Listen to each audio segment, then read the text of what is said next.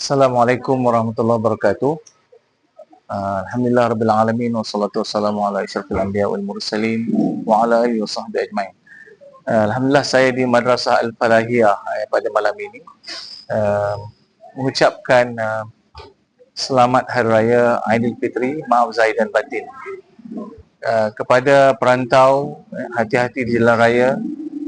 Taqabbalallahu minna wa minkum salihal a'mal. Mudah-mudahan Allah Ta'ala menerima segala amal perbuatan kita.